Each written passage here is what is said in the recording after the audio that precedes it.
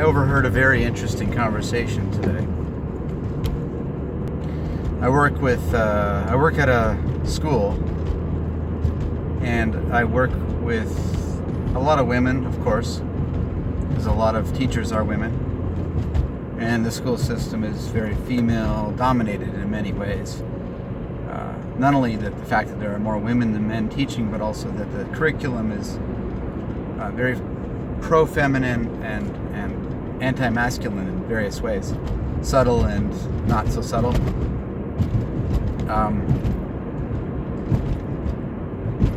I remember not too long ago a boy came up to me and said, it was during National Female Day, and a boy came up to me and said, can we have a National Male Day? A National Men's Day?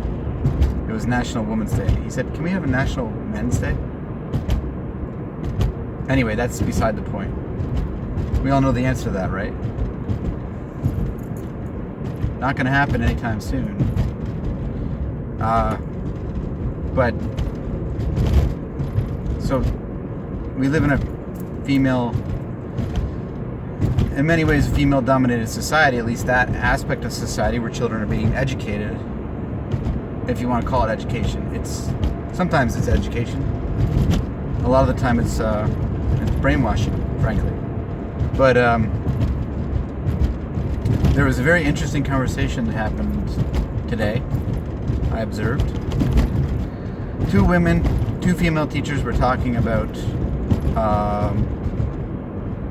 one of their students had drawn a gun, drew a picture of a gun, and she was asking the other teacher what she should do about it. Should I write a note? Should I call home? Should I tell the principal?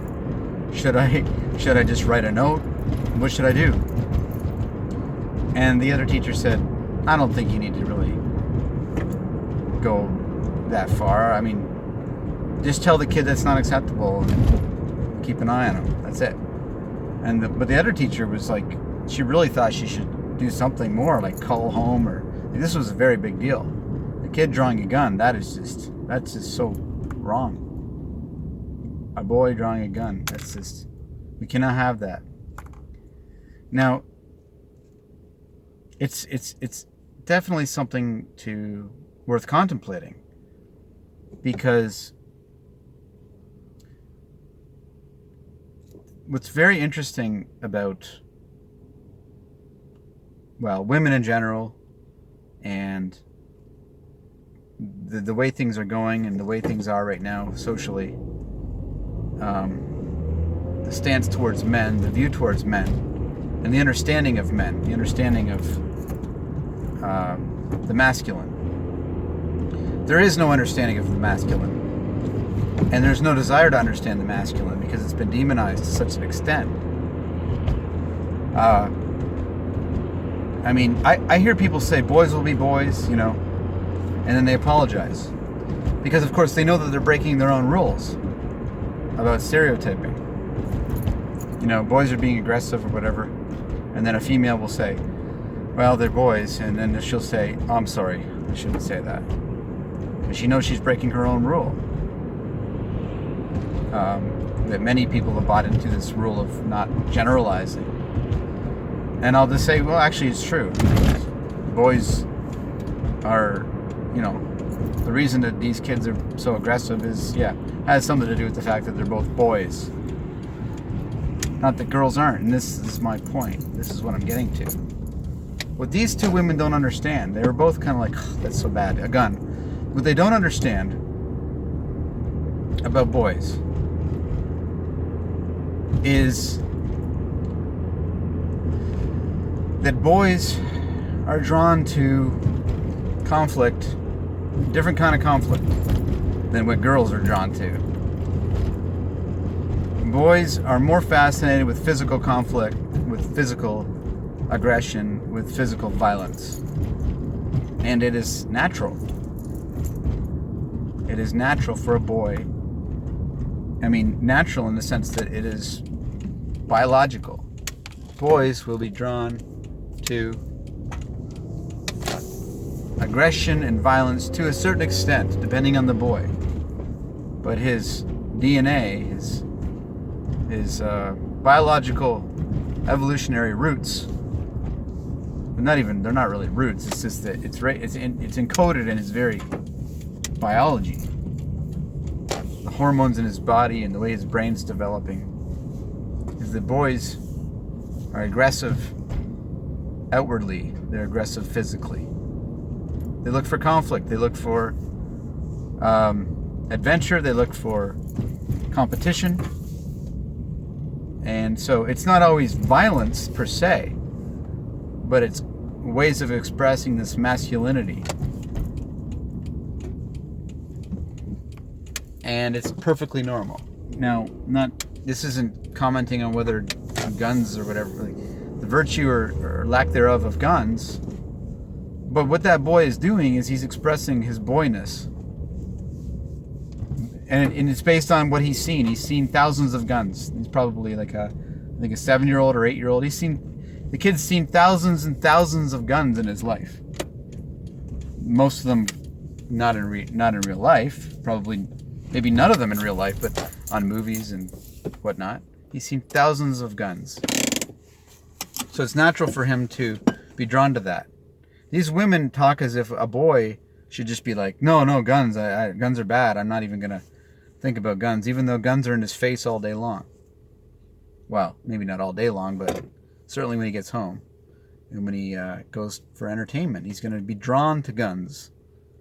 In many cases, most boys are drawn to some form of competition or violence, conflict.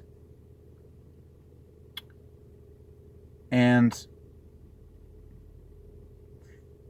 the other thing that these women don't understand is that they are just as guilty. In many cases, women are just as guilty of violence and aggression as men are, but it's a different form. It's not physical nearly as much. But women are drawn to competition, violence, aggression, competitiveness. And this is a generalization, of course, but they were drawn to a different form of it. They're drawn, but they're not anywhere less they're not any less vicious or any less destructive. It's just that they won't destroy you physically, or they won't attack you physically. They'll attack you in a different way. And that also means that they are more conniving when they are aggressive, more subtle. So subtle, in fact, they may not even realize it. Nor is society holding them to account. Because society is lifting up women and putting down men. I'm talking about Western society. And so these women have no reason to be accountable to themselves. And I mean, it would take some real introspection to look at and go, wait a second. Girls and women, they're drawing guns in their own way.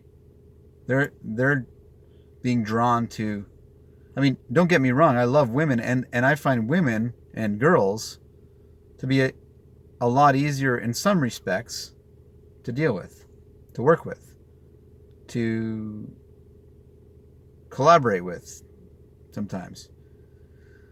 Because they don't have that outward aggression as much. They don't have that boisterousness. I mean, would I rather work with a boy or a girl, like as an educator? A lot of times a girl is a lot easier because, well, there's other reasons for that. Their brain is better wired for academics, for sitting for long periods, for verbal. Academics are, this has been proven time and time again. Academics are, the way the academic system is structured, it favors girls. Not that there's some kind of conspiracy or anything, but that's just the way it is. So girls flourish and boys are bouncing off the walls. In comparison. Girls still have lots of bouncy, boisterous energy, but they don't have the same kind of level of agitation and aggression and need to move and to explore and to lift up rocks and see what's under them and get into, tussles. But meanwhile, girls are getting into their own kind of tussles, their own form of tussling and vying for supremacy and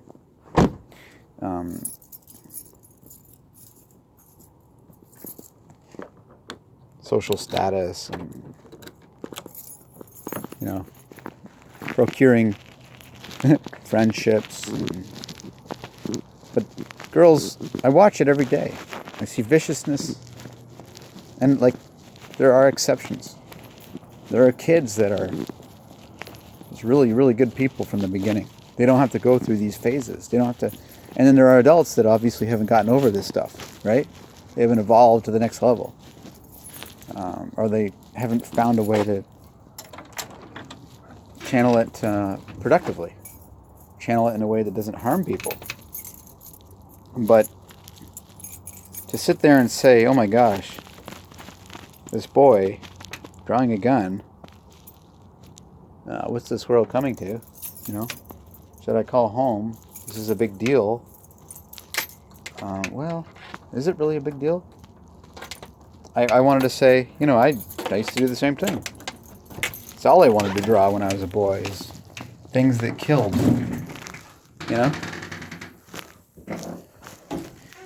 The other thing, of course, that many people don't understand, because we're so far removed from it, except we're really not, is the amount of war, violence, conquest, competition that our human race had to go through to get to the relatively peaceful moment that we're in, at least in this part of the world. And that men, being violent, being aggressive, being naturally the way that they are,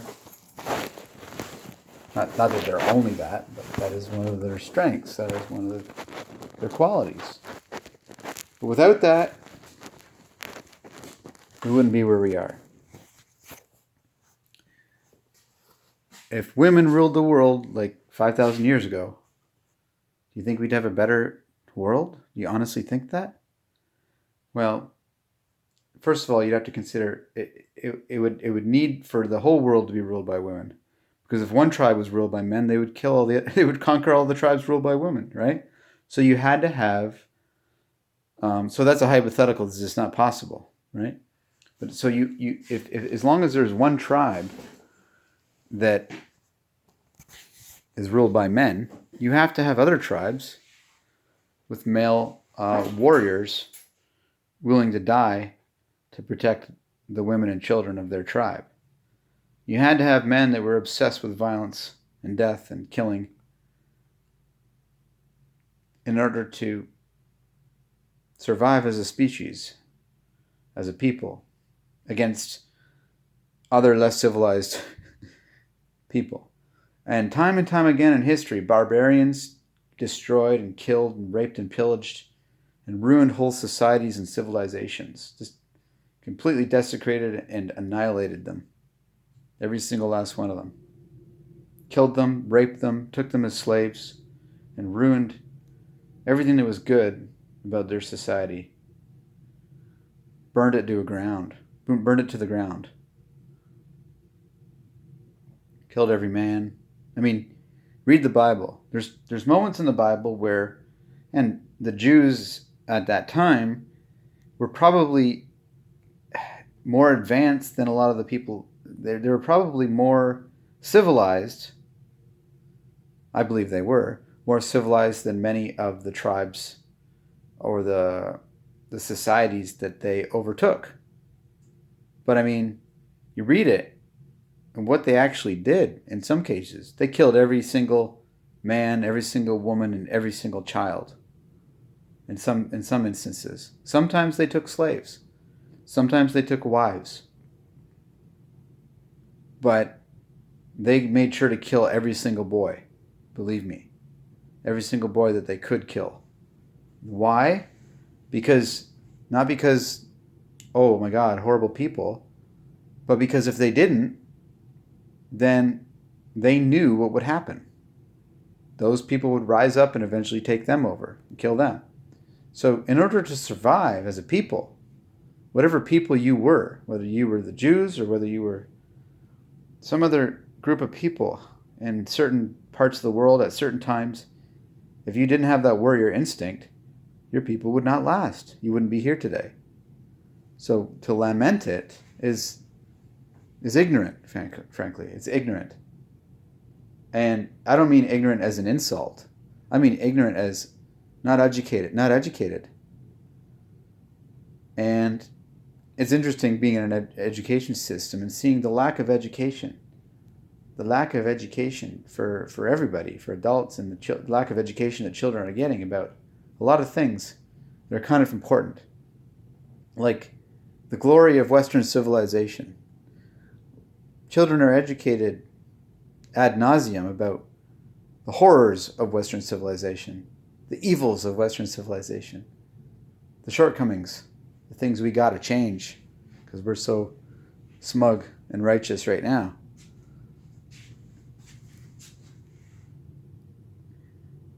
And, a lot of the stuff that is taught is not necessarily bad in and of itself. Like learning about women as, like Women's Day, celebrating women. There's nothing wrong with that. That's a good thing. To have respect and a great amount of value towards women. Women are an integral part of society and they should be honored and respected. If I see a boy treating a woman poorly, I tell him, you don't treat girls that way. Or like at school, if there's a boy that's being mean to a girl, I'm very clear with them. You don't treat people that way, especially girls. Why? Because boys should be even more respectful towards girls than they even are towards boys. They should be more gentle. They should be more respectful. And they should honor them because they're embodiments of the feminine. And the feminine ought to be revered. Because without it, just like without men, we'd be toast, right? Without women, we wouldn't even... we definitely wouldn't continue as a race. So, and women play a role in society that men could not play. Could not. Obviously. Not just the biological, but even many, many, many other things that women... But women are... But there's this weird thing going on where it's like, yeah, but women can also be like men. Yeah, but women can also do this. Yeah, but women can also do this. Yeah, but women can also do this. As if they weren't... As if the roles that they played historically were not enough. And perhaps they're not. Perhaps women need to have a larger... or the opportunity to play bigger roles. And so it's important to allow that to happen when it wants to. When it's natural. Not to force it. But to allow it and say, yeah, there's room for that. There's room for women can do whatever they want. As long as you're saying, yeah, they can, but they can also still just be women, like women always have been. They can also play traditional roles. They don't have to do something that was traditionally a man's role in order to be considered having equal opportunities. Equal opportunities doesn't mean women trying to be like men, or women trying to be in men's roles to prove something, or, but if it's natural for that to happen, then it shouldn't be stopped. It shouldn't be blocked. It shouldn't be looked down upon. So there is definitely, I think it is a good thing that feminism there's a good aspect to feminism. Feminism's not all bad, but in its current state, it's definitely not all good either, because in its current state, it doesn't seek to understand men and how men's place in society is not perfect either, right? Especially right now. So real true feminism, like the original feminists, and I've met some, they would be just as concerned about men, and if men, are not being treated fairly in society, they would be just as concerned about that as with women. That's a true feminist. And the current feminists, a lot of the current feminists are not that at all. They do not have men's best interests. And that's a problem, right? Because that means you're not going to be, it means you don't want equality at all. You want supremacy. So that's a problem.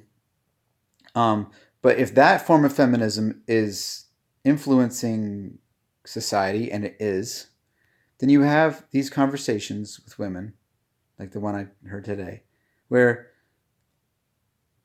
there is an underlying ignorance, and almost like, well, an arrogance, really. It's an arrogance. It's women that are very arrogant about what is true.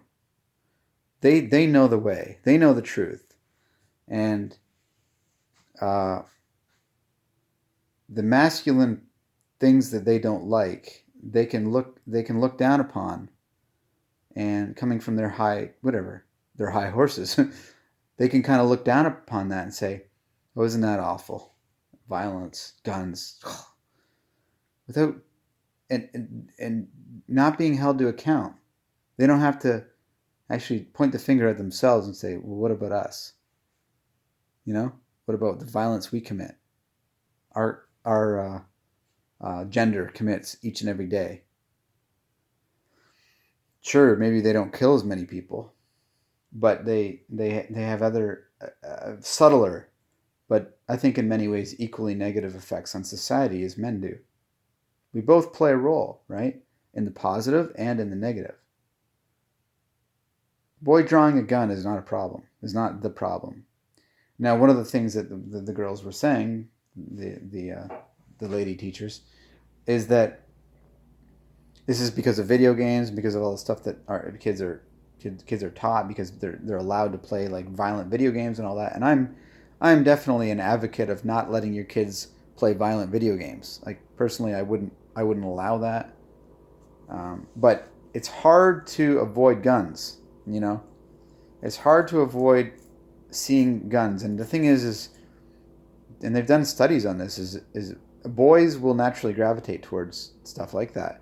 Like I remember for me, when I first saw pro wrestling on TV, I still remember. I was like literally like a 2-year-old. Like I was like so young, like a 2, maybe 3. And I remember my first experience of seeing WWF, it was WWF at the time, wrestling on TV, and being like totally sucked in instantly. I was instantly addicted. Why? There's something about that. Big strapping men fighting other big strapping men with big boots and big, battle gear that come in. Big personalities, competition, winning and losing, and aggression. And I fought it, You fight this part of you that wants to be a part of that wants to be violent, that wants to.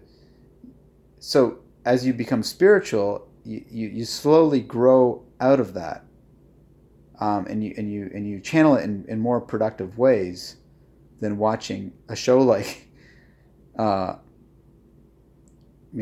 There's talk about bad messages that watch wrestling for a while, and so. There's parts of our nature that we're trying to overcome. And so that part of the boy that gravitates towards the gun, is it evil? I don't think it's evil. Is it something that we got to overcome?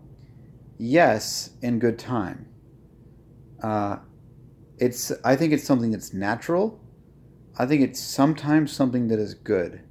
Because if you don't have those people in your society, and this is another interesting thing, it also dawned on me today. It's something that I want to get off my chest as well.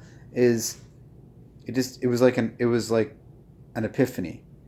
I think it came before this other epiphany, but it came about Trump and the stimulus bill. Not the stimulus bill. Sorry, the budget and the $1 trillion deficit that they're going into, and how many conservatives had a problem with this. Okay, and they're like, "Oh, what's Trump doing? He's supposed to be, he's supposed to be on our side, and he's supposed to like actually care about the debt, and whatever. And he's giving the Democrats everything they want, but if you listen to what Trump said, why he did that, he said it's for the military. It's the only way he could get the military spending that we need. Now, if you look at it from, if you just take him at his word, and then think about this. I was having a conversation with some kids, and for some reason we were talking about the major threats to humanity. I don't know why, and someone said nuclear war. We were just chatting about a bunch of different things like artificial intelligence and all that, and then someone said nuclear war, and I said, you're right. That is one of the legitimate threats, because if a nuclear war did happen, even if it was over quick, the amount of destruction and the fallout could be, literally millions and millions, maybe even billions of people could die. Not even just in the initial confrontation, but in the aftermath. Because the effects that nuclear weapons have, it's a chain effect. It's something I never really understood until I listened to somebody explaining it. How, if a whole bunch of people don't have electricity, people just die really quickly. Because if you don't have electricity, it's hard to get food. It's hard to get a whole bunch of things. Anyway, it's a chain effect, and people die, and it also could affect the atmosphere in many different ways. You could poison the air. I mean, there's so many things that can happen. Anyway, war is very dangerous, and war is still a possibility. We often act like it's not, and the reason we act like it's not, well, Canadians do especially. We're so smug sometimes, thinking, oh, yeah, we just got to be peaceful Canadians. No, the world does not work that way. There's still barbarians, just like there was 1,000 years ago, 2,000 years ago. There's still Vikings. There's still people that will just come and conquer your land and kill all your people and rape all your women. There's still people in the world that will do that if they have the opportunity. And if you don't have a good enough army, it's going to happen to you. The fact is, we have a superpower who won't let that happen. We do. Canadians do. Other countries are not so fortunate. And of course, the United States gets blamed for intervention. But the thing is when the United States doesn't intervene, then people suffer. And if you're someone, if you were the president and you knew that you could stop that, it'd be hard not to. It'd be hard to sit back and go, oh, intervention, no, that's not good. We don't want to do that. We want to just let everybody else sort out their problems. Anyway, back to Trump. So I believe Trump at his word. And I believe that what these kids said is correct too, that nuclear war is a threat to humanity. And if you don't have a military that can handle, let's say, a war with China or a war with Russia or a war with both and win, then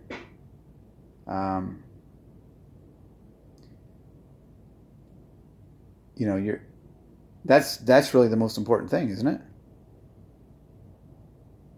The most important thing of a country is to be able to defend itself, historically speaking.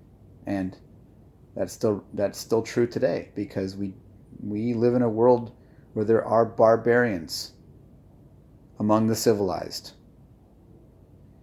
Because we're all that way, right? Like that kid that drew that gun, that's inside of all of us. Just because you drew a gun doesn't mean you're going to pull the trigger. But it also doesn't mean that you're not going to pull the trigger. You know what I'm saying? So you have within you the capacity to be a barbarian and the capacity to be civilized. And there are people that are just born barbarians. And if those people have power, and if those people have the means, they will conquer. That's what they do. That's what Vikings do. They take. They don't build, they destroy. So to defeat that part within ourselves, we have to understand it. We have to respect it. And we have to be able to look at the good and the bad. Everything's so black and white, one-sided, so tunnel vision. People think so in such, like banal, or might be the right word, but people are so brainwashed, I guess, that they have a hard time actually seeing that not everything is like either good or bad.